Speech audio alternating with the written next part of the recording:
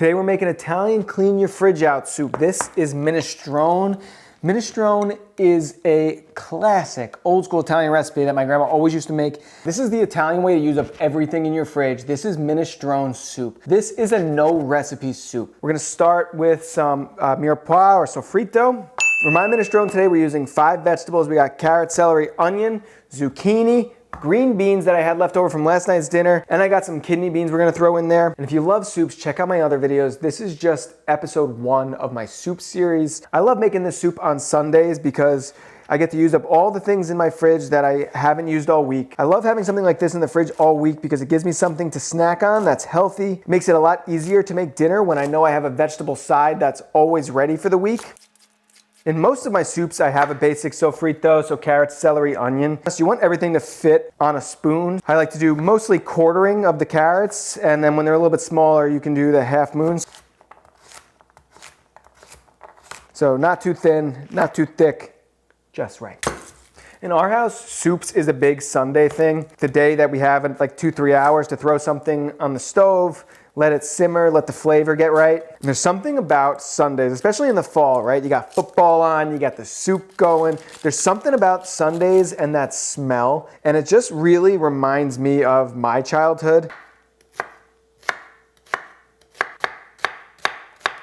A lot of Italians will tell you, like real Italians, not me, like an Italian American, will tell you not to mix onion and garlic. I don't really give a shit. I put garlic in my sofrito. I think it tastes good. There's never been a situation where I put garlic in something and I've been like, that was a bad decision. I officiated my cousin's wedding, and as a gift, they gave me a watch. Literally on the back of the watch, they had it engraved. It says, double the garlic. Because that's words to live by right there.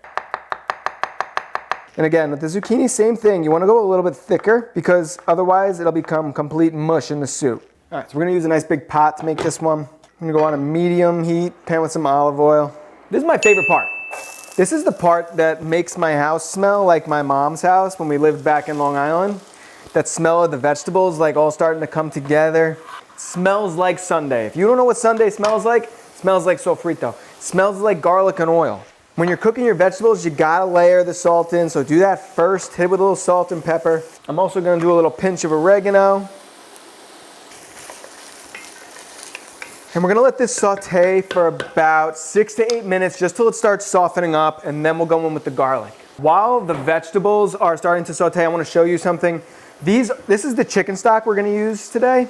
I got them in these super cubes. They don't pay me to tell you about this, but these are hella awesome, like the best things. So we're gonna take this chicken stock. I don't like to put frozen stuff right into the pan, even though it works well enough. So what I wanna do is I wanna just warm these up. So you get these cubes of chicken stock, and we're just gonna put them right in here. Each one of these little squares is 1 cup. We're gonna do 8 cups of chicken stock. And the number one reason I like to use homemade chicken stock over store-bought, and yeah, flavor is definitely a huge part of it, but the best part is that there's no salt in this outside of what was used to cook the chicken. It's much better for you in terms of sodium content, and you have a lot more control over it. Think we can fit one more in there? I think we can. Bingo. I'll leave a link below for the super cubes. I highly recommend them. It's like way better than using a gallon Ziploc bag because you could take out 1 cup, 2 cups, or 8 cups like I did. And it's not like you have to use a gallon Ziploc bag and take out a whole gallon of chicken stock every time you want to use it. Vegetables are starting to soften up, so we're gonna go in with our garlic. Hit it with a little bit more salt. I just like to keep on layering in that salt as I go. I put the garlic in. I wait for it to start getting fragrant. So as soon as I start smelling it, usually after like 30, 45 seconds or so, that's my cue to move on to the next step. And once I smell it, what I do is I create a well right in the middle of the pan. I take my tomato paste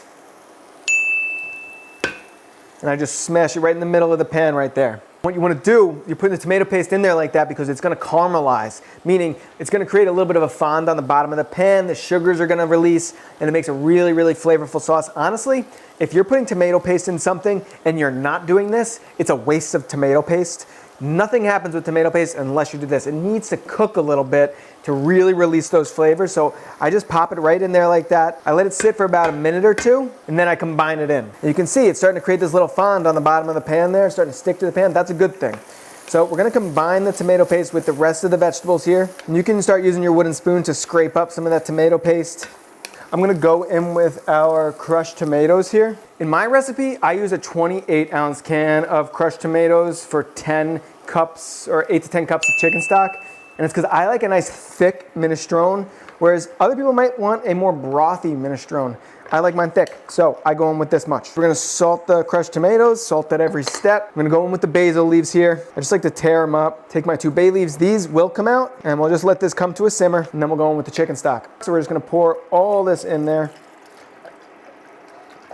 We're gonna bring this to a simmer, and I like that you get a nice thick broth here, and as it simmers, it'll thicken up a little bit more. This is my preferred texture. Just because I like it that way, it doesn't mean you have to like it that way. If you want a thinner broth, go with 14 ounces of crushed tomatoes instead of 28. I just like a little bit thicker, a little bit more substantial when I'm eating it. My biggest problem with soups had always been that they were too brothy. I felt like I was never getting full, so I always make mine a little bit thicker, a little bit chunkier. We're gonna get this to a simmer. We're gonna go in with a key ingredient here. This is a rind from I'm using a Pecorino Romano rind here. You can use Parmesan, Pecorino Romano. This is another layer of salt you're gonna add in when you add in your chicken stock. So this goes right into the soup, and just like the bay leaves, it comes out at the end. Bring it to a simmer. Soup's starting to simmer. We're gonna go in with the rest of our vegetables now. So we'll go in with our green beans, drop in the zucchini, and I use kidney beans in my minestrone. You could really use whatever beans you want. That's 1 14-ounce can of green beans I use there. We're gonna let this simmer for 30 minutes uncovered, let it thicken up a little bit, then we'll go in with our pasta. Ooh, forgot a zucchini. All right, we're gonna do the pasta now. This has been simmering for about a half an hour, starting to thicken up. We want to keep the bubbles going when we put in the pasta. When we talk about putting the pasta in, a lot of people get a little hairy about this. They're like, they don't want to put the pasta in the soup because then they can't store the soup, which is correct. Yeah, there's no way to like unsoupify the pasta. Once you put it in there, it's going to eventually suck up all the liquid because it's just going to keep sucking and sucking and sucking. But it is always better tasting when you cook the pasta directly in the soup because all of that flavor gets pulled into the pasta. Now, other options are you pull out half of the soup now, put it away, cook your pasta in the other half of the soup. This way, you still get to cook your pasta in the soup. The second option, which I never do, is cook the pasta separate, pour it into the bowls of soup that you're serving. This is not the way I'm gonna do it, ever. Yeah, so we're just gonna go in with our ditalline here. We got 1 cup of ditalline in there. Make sure to keep stirring it while you're cooking it, otherwise it will stick to the bottom of the pan. We're gonna let that go for 15 minutes. And the thing about putting the Parmesan rind or the Pecorino rind into the soup for me, when people, say something like, grandma cooks with love, what's the secret ingredient? It's love, that kind of bullshit. The secret ingredient to me, like what putting love into a recipe means, is the little things, right? Like I'm making linguine with clams, I saute a little parsley stems in the oil. Does it change it dramatically? No. Does the Parmesan rind do anything crazy big to the soup?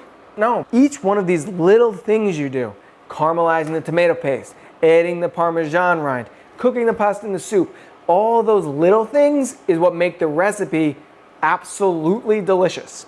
That's what Grandma's doing. That's what Nona's doing. She's doing the little things you didn't think of. That's how you make a good soup. That's how you make good food. You think of the little things.